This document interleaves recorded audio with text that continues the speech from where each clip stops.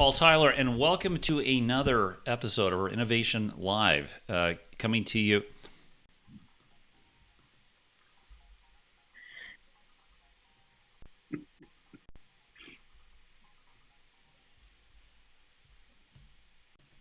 Sorry, little technical issue here with another sound stream coming in here.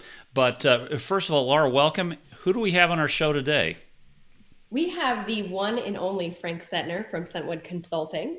And with us today, we have Wendy Aarons-Corman from OWIT Global. So welcome both of you to the show today. I love the clapping for one another. It just shows how strong and connected the ecosystem is. So let's start off, not that you need much of an introduction, but Frank, let's start with you. Who are you and what do you do? I'm a consultant, as you mentioned, work for myself, have for the last 24 years. I started out in 1976, so 40 plus years, 44 years ago. Strictly speaking, insurance technology all the way. And I had my own company, merged it, sold it, and have been on my own, as I said, for the last 24 years. The last 5 years or so, I pivoted towards working primarily with startups. I still have a corporate client, our industry data standards organization, Accord, but the rest of my clients are all startups, and I predominantly work for equity, not pay at this point in time. And Wendy is one of my clients. Hopefully you picked a good one. I did. I think you did. So Wendy, we've had you on a podcast before, and welcome back, and maybe just tell give people an overview of kind of who you are and what you've done, and it's Sure. You've had a very interesting career. Yeah, it's been a really great career. My name is Wendy Aarons-Corman. I am the CEO of a company called OWIT Global. OWIT stands for One World Insurance Technology, and it actually, in slang, it means I want that, which is a nice marketing item. So my career, I started actually as a software developer. I started in the insurance industry, an industry that I said I would never get into because I think at the time it was COBOL driven. But I found a nice little startup insurance company in Simsbury, Connecticut that needed developers for C#, and they were doing SQL language, relational databases, and which was state of the art at the time. And I had the opportunity to get in there, learn all about insurance. I was there for about 10 years. And then I went over to to join a group of guys that had created this really cool technology that I was excited about and absolutely knew the industry had to adopt. It was called Duck Creek Technologies. Great group of guys. Real small group that had left AMS and decided to create a new product set, product configuration concept, XML, tool-based, first one in the industry. So I joined them. I was the only extrovert. I was a software developer, but I was an extrovert, so I became business development. So that's how I sort of got my way onto that track. Someone took me by the hand, said, "You'd be really great at that." And, I really enjoyed it because it was just about having conversations with people and finding the right match. So we had a really great run. Obviously, I read today that Duck Creek took another investment. They're a massive organization, good for them. And so since then, I've done some consulting work on the carrier side for strategic IT strategy. I've done work for business development on the vendor side. I had joined another software company, a responsive technology company, brought that into the industry. We were acquired. And then 2 years ago, I was asked to join a group of people as we looked at creating a startup company to provide more solutions and more options into the industry that was, really has a ton of legacy systems, which is great. But how do we get people to, take advantage of those legacy systems, extend them, and potentially not have to always replace them? Let's come up with some options. So a bunch of us got together. There's actually was 3 of us from Duck Creek. And we decided microservices was the way to go. For the architecture, it's very open. These small autonomous pieces can stand alone versus an object-oriented programming. You have to rely on each other. gave the carriers options to basically, extend the legacy by connecting to these microservices, or have new solutions by connecting the microservices together. So we started that in 2018. Last year, we acquired 2 customers, Seneca and Crum and Forster, and I can talk a little bit about those implementations. And this year we're having a very good year. It's been a great people.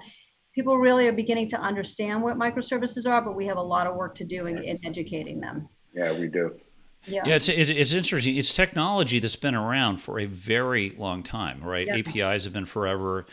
Frank, you've been at a few events when I mentioned it, and people have said, "You've got to be kidding me! You're talking about APIs." But it's Wendy. It's incredibly powerful technology, and I think the problem you're addressing is a big one, right? Like I've got all these legacy systems.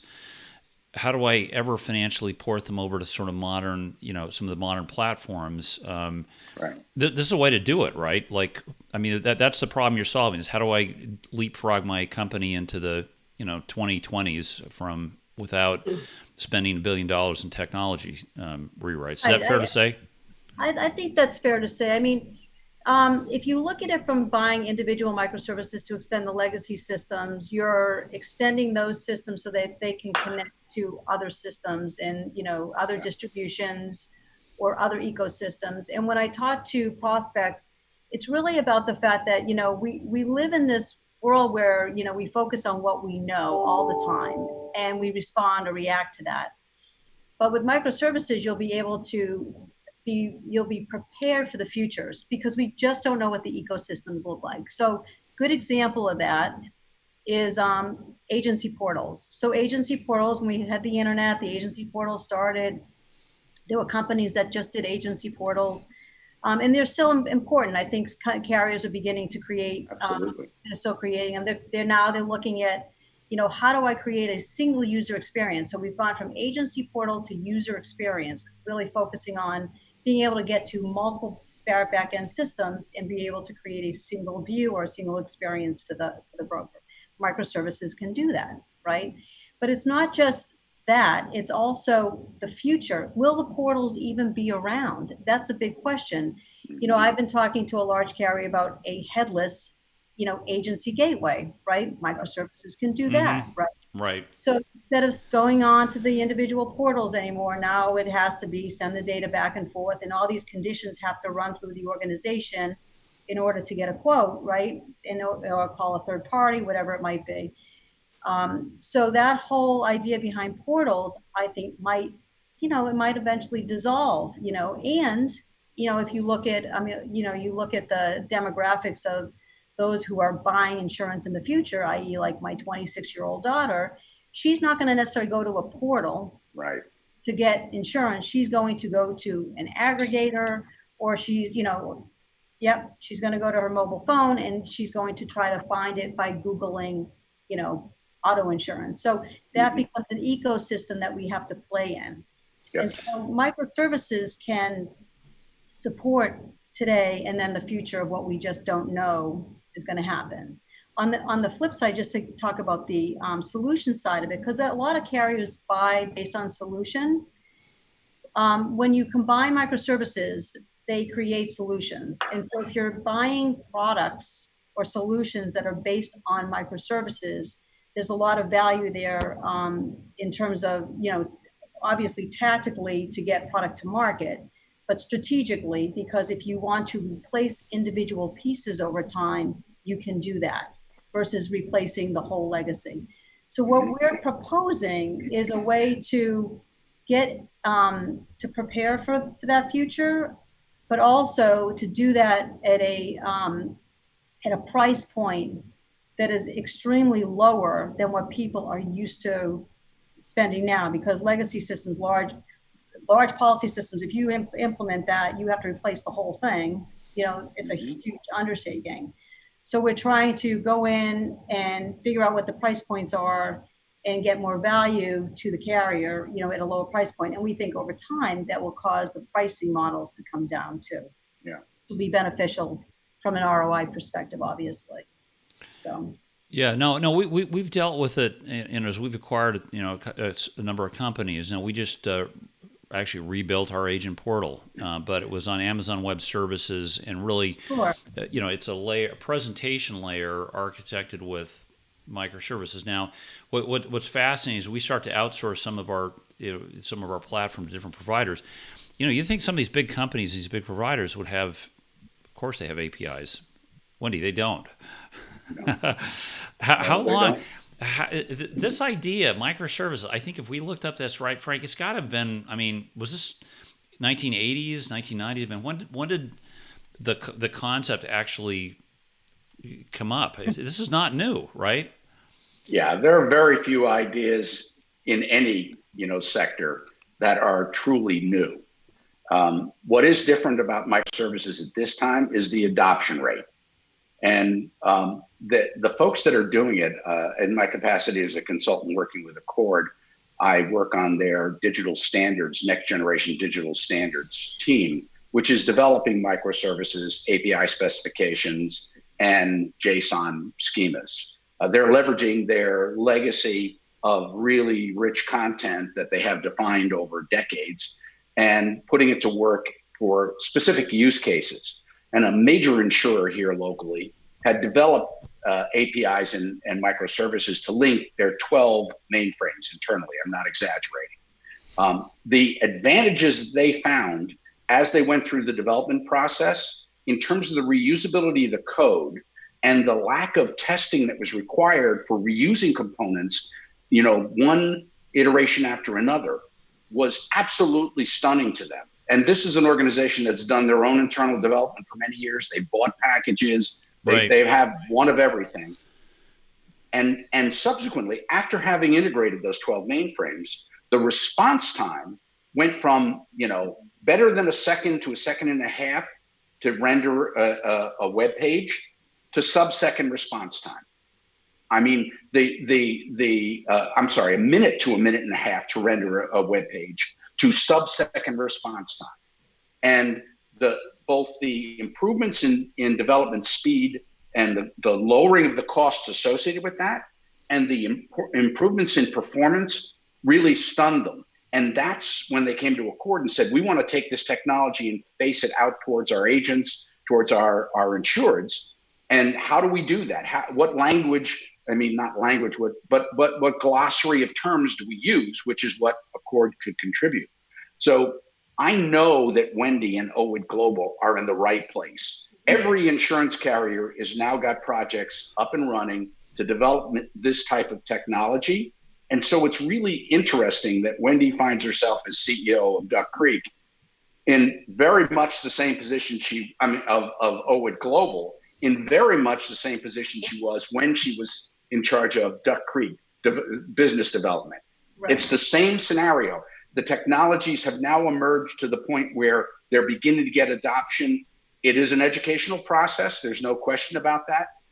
But when organizations are turning to Accord to help them integrate with their partners, it's reached critical mass. Mm-hmm. Yeah, well, Wendy, my experience has been with any of the technology. It's I don't care if it's marketing, if it's back end operations, and to really make use of the technology, you got to have actually put people against it. You've probably changed your organization structure. So, okay, we want to get serious tomorrow about building out a library of microservices. Your headless. By the way, total believer in what you're pitching for all the reasons Frank said. Doing apps, working with partners, you need to do this.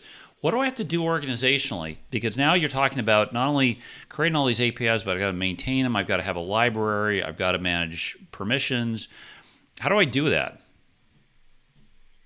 Well, if you're talking about taking on, insurance specific, let's do a use case, for example, of taking on you want to take the broker portal as an example. So let's say you want to use a bunch of microservices to create this user experience, right? And so it consists of a user experience microservice, a rule service, and an integration service, right? Those are the three microservices that would need to come together on our part to get you to get connected. In terms of the actual user experience part of it, and this is our solution is a no code environment, literally no code. I know people talk about low code, no code, but we are a no code environment, and we demonstrate that very well. So for that particular aspect of it, it needs a person who understands. It's not an IT guy. It's a person who can develop the screens and the workflow pertaining to getting insurance. So someone who has some sort of a BA or an underwriting background. Sometimes it's a marketing person involved in all that kind of stuff. So that's the type of resources that are needed there. On the integration side, what we do is we create those connectors for the integration. So all you have to do in our microservice, our integration microservice, is configure those data elements that have to go back and forth, right? So it's all, again, no code. There's some workflow involved in that. There's data elements. It's drag and drop. So that's also, it would probably be someone who, if it's a third party integration, it might be someone who understands that third party. You know, it doesn't necessarily have to be IT guy. But when you get to the back end and we're producing the data that's going out to maybe your policy system or maybe your ODS or something like that, we just need to know what that data needs to look like so that in that no code environment, you can create that outgoing data. So yes, you still need people who are going to be able to maintain, you know, the consumption of data, whether it's going in or out. But overall, within the microservices world, it should be a no code environment. So hopefully I answered that question. Oh, yeah. For you. Well, Yeah. Well, and Wendy's organization is a worldwide organization. When she says one world, she means it. And they were already positioned to be able to work in our, you know, post-pandemic world where, you know, going to the office is, forget optional, you know, it doesn't happen, you know, and in terms of maintaining the code base, it's not that different from what we used to do when we had, you know, the libraries where you check things and check in and check them out for COBOL programming. That technology, in terms of maintaining the code base, has been around forever, as long as there have been, you know, software. And, you know, and the other thing about, you know, this whole pandemic, so obviously, you know, people had to figure out how to disperse and work, right? So we had to, every vendor had implications for that. But what we also found was that people weren't making very large decisions, right? Because now, and not only they have to figure out how to disperse, it's like, how do we get them back in, right? Now we're focusing on how to get it. But actually, we've been really busy. I think that people are looking at small pieces that they have to take care of that are not large cost and time. And so because of that, we've been having a lot of conversations with people. And one of the things I just wanted to mention was one of the areas that we found, which is a very underserved marketplace, is bordereau management. Mm-hmm. And yeah, if you could just explain for people what is that? Yeah. I will explain to it. So a lot of carriers work with distributions on letting them write business on their behalf. And so the data sets that come in from those, they're called managing general underwriters or agents. Data comes in a spreadsheet, or it might come in a file format. They have all of these data files coming in, and they're all in just different formats in a lot of cases, because as the companies grow and they have other MGAs coming on, they might take on their format versus telling them what to do. So all these data sets have been coming up into these organizations for years. And what I have found out, I actually found this out during a consulting project before I joined OWIT, was that a lot of carriers are dealing with this data manually. They're taking the data, you're trying to fill it in and make sure it's the right format and sending it back and saying, you got to fix this piece, you know, and then back and forth until they get the data right and they can push it into their back end system, right? So we created a bordereau management solution based on microservices, all reusable components. If someone wants to do a different project with the pieces, but it consumes, it cleanses, it logs, it allows the MGA to come in and fix it, or the carrier can fix it, and then it pushes it to an ODS or a policy admin system, whatever it needs to be. Incredible amount of opportunity there, and for ROI, oh my God, total ROI for any carrier who looks at it. But in terms of going out into the market at this time, we have found that this is a really good time for people to take a look at that and look at something that they can, you know, create efficiencies with. And it's for pandemic or not, it's been we've been talking to a lot of carriers about fixing that problem. Well, let's talk a little bit about your company too, just to switch gears just Sure. a little bit. So, yes, you're a startup, but you're not the typical startup at this time. You started in when 2018, is that right? Yes, that's correct. Okay, tell us how many offices, where, Sure. what's the size of your operation at this point? Sure. So we have about 40 people. We have about 50, by the time we finish a few hires here in the Hartford area, we'll have about 15 people in the US. We'll have 4 people in the UK, and then we have the majority of the people, about 20 people, 22 in Hyderabad, India. And so in 2018, we formed early year. In the fall of 2018, we ended up acquiring a legacy policy admin solution called Unirisk. And we found that to be an opportunity because, not because of the IP or the software, we weren't going to sell it. It had to do with the customers and the team, some of the members of the team. So we took that on, and there were 7 customers that came to us with the acquisition. And I would say at least within a year's time, everyone was settled. All their issues were taken care of, and we had great relationships with these customers. Aside from the fact that we had revenue coming in, right? So a lot of the Hyderabad team takes care of the legacy environment for now until we figure out how to migrate people onto the microservices platform, which will be over a period of time. We do have people in Hyderabad that are developing in Java, and we have some .NET development team there as well. Amazing manager of that team, wonderful guy, great senior manager. In the UK, we have a gentleman named Julian James, who I worked with at Duck Creek when we went overseas into the UK. Julian was hired to be me over there. So I worked with him on getting the office up, and that was a really great time. I mean, it's wonderful to be working with him again. He's an amazing guy, really bright. So he leads the team over there. We have our chief product officer over there. We have some IT guys and sales. And we have some big customers over there like Beasley that we're maintaining. And in the US, we're based out of the Hartford, Connecticut area. So right now we're in West Hartford. We were actually going out looking for an office in the Farmington Valley, obviously on hold. But we have our .NET development team is here. Our chief innovation officer, his name is Ethan Whitaker. He's up in Maine. I met him at Duck Creek. We acquired his billing system. He's an amazing technologist. He is able to see things the way they should be versus the way that we do things, the way that we think that they should be done. He's an out-of-the-box thinker. So that's how we have some amazing products, because of Ethan. And we have some amazing business analysts, very versed. Let's call them seasoned. We're a little bit older, but very people who can talk to you about your business and challenge you about how you should be looking at it. So really great team. Great. Our CFO is actually in this area as well. So what's it been like in offices across the world? And now, as Connecticut is starting to reopen, and you have multiple locations, what does that look like? What you mean in terms of people going back into the office? Yeah, like have you seen that? For example, in the UK, are they already back where we're starting to talk about being back? And how does that impact? Yeah, so the guys in the UK are kind of funny because I think we were at their wits' end being at home, so they just decided to go back in. So the guys are in the UK office, and I just think that people like to be with the conversations. There's value there, right?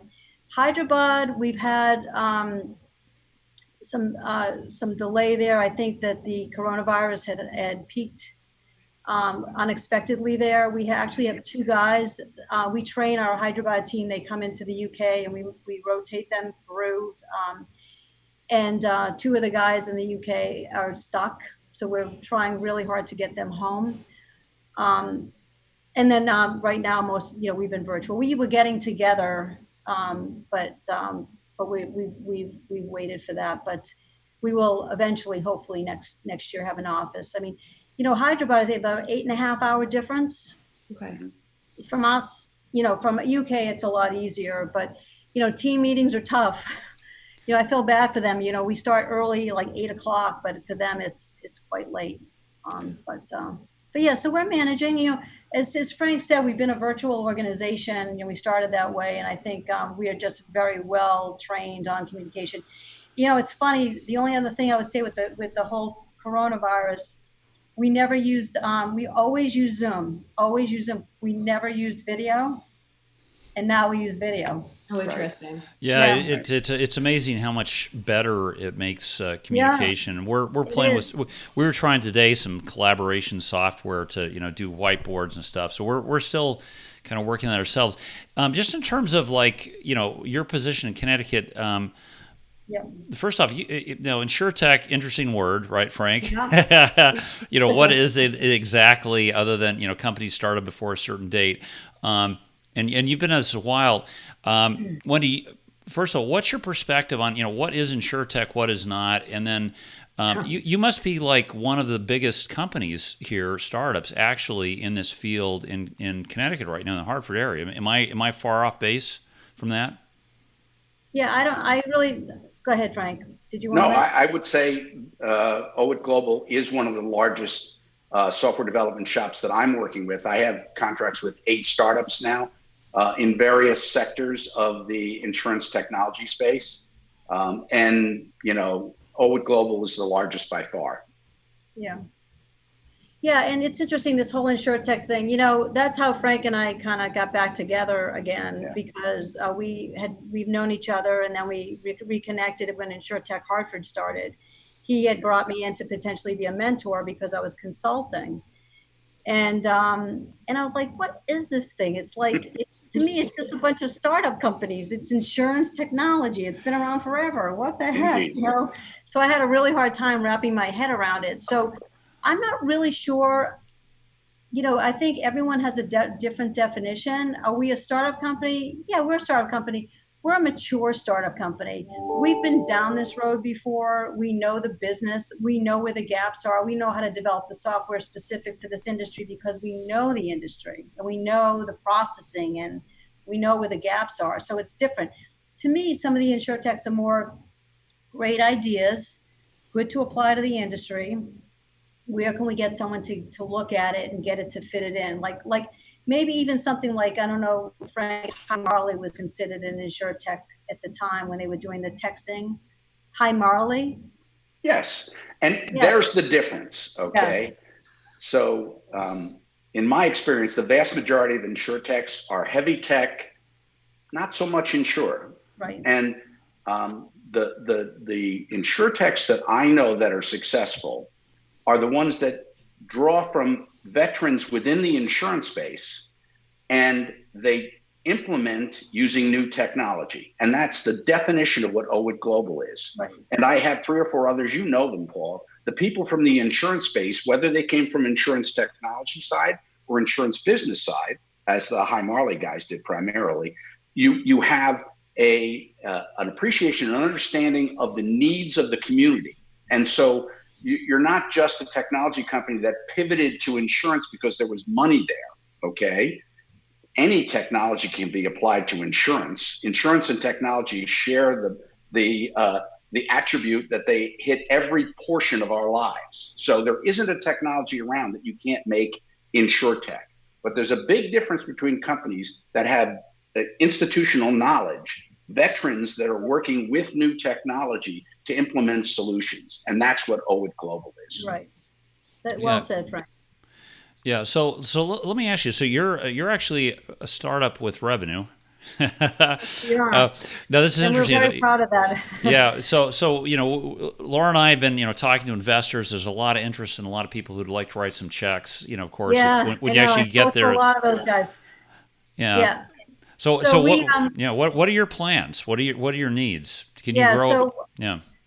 So we took in some investment capital this year, 2 tranches.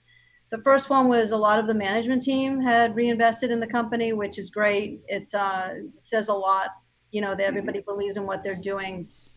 And then the second tranche was some existing investors along with some new investors. We are very conservative in how much money we're taking in. We want to add more value to our products. We want to add more logos. so that we can, grow, or, I guess more Referenceable accounts. Yeah, referenceable accounts, because we don't want to take in too much money too soon. Because sometimes I wonder, what would I do with all this money, right? What would I do? So the goal is, to get ourselves, to get more logos. I think we're going to have a really great year. That will give us momentum into next year, and hopefully the COVID thing we'll figure that part out until the next thing happens. So to try to gain some momentum, and then when we're at a particular point in time and we feel like now's the time to take in some more money, to really go at the product, or really go at whatever else our needs are, which we'll figure out, then we'll go out and we'll look for money. I was at the insurtech Hartford meeting. It was in, I think, February, when I did the pitch there. And I came to your office, Paul, and I met with different investors. And basically, what I found was that most investors, they either, we're kind of an in-betweener stage, because we have revenue, right? But we're not too small. We're not small that we need a lot of money, and we're in between, and we're not ready to take a lot of money. So the plan is to get us to the point we can take, maybe we'll take a nice clip of money, and we'll be able to really accelerate into the business. So well, one sort of well-known company in the P&C space just filed for an IPO yesterday. I think they are spending something like $180 million, on acquisition. I think they've got like a substantially less amount of money in income. Now, if they pull this IPO off successfully, is this a good thing or bad thing for investors from your perspective? Does this help you or hurt you as you're starting to raise money in the future? I don't really think about that stuff. I just really focus on what we're doing and just keep our heads down and move it along. I don't really think about it. I mean, is that a terrible thing to say? We just really are highly focused on, doing what we're doing and doing it well so that we can grow. I think the money will be there. We don't necessarily talk today about exit strategies and the amount of money that we want to take in or anything like that. We're just really truly focused on, good implementations. There's a lot of software products out there, and where they fail is on implementation, right? We really want to focus on execution, good products, good execution, and just, and we'll see where it goes. We love what we do. We love what we do. We have great people. Yep. Great board members. We have a great support. The board is helping us all the time, open doors, have conversations with people. And I think what really makes us excited too is the fact that you have a conversation with a prospect, and when they get it, that aha moment, oh my God, I totally get this. That's the best feeling, because we really need to educate people on microservices. And in the value proposition is that we're selling insurance specific microservices. So there's content in there to leverage. That's great. So, I would say, Paul, the thing I love about OWIT Global, it was alluded to by Wendy when she said that the officers, the managers, reinvested in the company as part of the first tranche this year. So they very clearly want to control their own destiny, and they want to benefit from it. Yeah. So if that IPO turns out to be a profitable company that knows how to execute post-money event, then there'll be money out there for an IPO like that in the future. And maybe 5 years from now, that'll be exactly what OWIT Global needs. And those senior veterans, the brain trust behind OWIT Global, will be able to cash a nice big check and retire. Right, and then I can do this podcast from somewhere else. Right. Yeah. Well, just send Laura and me some shares. So, Laura, what are the questions we have for him today? My colleague actually just stopped by. You may have seen his. Yes, we saw him. Yeah, he actually came by and he said, "Oh, I want that." It's interesting. Something you had said earlier it made me think about Hartford and the connections on a human level, right? So we're all been virtual for the last few months now. I remember when we were saying days and then weeks and now we're months. But extending legacy through connections, I think it's interesting because in so many ways, it's development, it's code, it's software, and yet it's people. So I'm curious, and as we've seen the Hartford ecosystem grow, and whether or not insurtech is a thing or is not a thing, it's interesting to see the legacy individuals stay through, make connections like you and Frank are doing, and kind of lay down roots and help to grow the larger ecosystem. So I'd say it's something that we've been able to watch, and I'm curious to see where it's going to continue to go and grow. Yeah, I mean, we have an incredible industry. The hardest part, is, as Frank was talking about when I was at Duck Creek, getting a new concept into the industry is a really challenging thing to do. And you have to get up every day and say, okay, I'm going to do this today, right? And at the end of the day, you might have a good day, you might have a bad day, that kind of thing. And I think, that's where we're at, pushing the boulder up the hill until everyone really, embraces the concepts and understands it. But what the nice thing about being my age is, at this point in my career, is that I have an incredible network of people that will have a conversation with me. I'm not asking them to buy the product. I'm asking them to learn about what we're doing, what their options are. And then if it piques their interest, let me give you a demo, let's talk about it. But the network of people, just amazing people, whether they're even other vendors. I mean, I was competing against, Insurity and Instech and then I remember when Guywire started as a claim system and, all those people, they're not enemies. They're colleagues, they're great people, really good people in the industry. So that's like, reconnecting with Frank all these years later has been wonderful. So. Yeah. All right. Well, listen, thank you so much for the time. And Wendy, how if people want to find out more about your company, what's the best way to get in touch with you or your company? Yeah, so I would say go to the website. It's www.owitglobal.com. There's a contact us form if you're looking to talk to someone in the UK or the EMEA space. There's a phone number there, and also our phone number at in Connecticut. And I think you can also email me at wendy@owitglobal.com. That'd be great. Thank you. Or go to LinkedIn. She's the only Wendy Aarons-Corman in the entire LinkedIn. You got to do some marketing for me, Frank. All right. Well, listen, thanks so much. And let's see, all of you, thanks for joining us, and we'll see you again next time. All right. Thank you, everybody. Have a good day. See you, Wendy. Bye-bye. Bye-bye.